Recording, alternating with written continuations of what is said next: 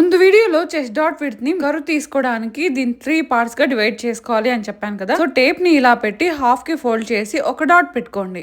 మళ్ళీ ఈ హాఫ్ కి మనం డాట్ పెట్టుకున్నాం కదా, అక్కడ నుంచి మళ్ళీ ఇటుపక్క పెట్టుకొని దానికి మళ్ళీ హాఫ్ కి ఫోల్డ్ చేసి ఒక డాట్ పెట్టుకోండి. పైన కూడా ఇక్కడ నేను చూపిస్తున్నట్టుగా అలాగే చేయండి. సో ఇప్పుడు మనం 3 పార్ట్స్ గా డివైడ్ చేసుకున్నాం. ఇప్పుడు 3 డాట్స్ ఉన్నాయి కదా, మిడిల్ లో ఆ కిందున్న డాట్ దగ్గర హాఫ్ ఇంచ్ కి బయట ఇలా ఒక డాట్ పెట్టుకోండి. ఆ సెకండ్ మిడిల్ లో ఒక పాయింట్ ఉంది కదా, అక్కడ పావు ఇంచుకు ఒక డాట్ పెట్టుకోండి. ఇప్పుడు స్కేల్ తీసుకొని ఈ డాట్స్ పెట్టాం కదా, అక్కడ ఇలా స్ట్రైట్ గా లైన్స్ వేసేసుకోండి. ఈ డాట్స్ అన్ని కలుపుతూ ఈ స్కేల్ తో లైన్స్ వేసుకోవడం వల్ల మనకి షార్ప్ కార్నర్స్ వచ్చేసాయి కదా, ఆ కార్నర్స్ లో ఇలా మనము స్లోప్ తీసుకోవాలి.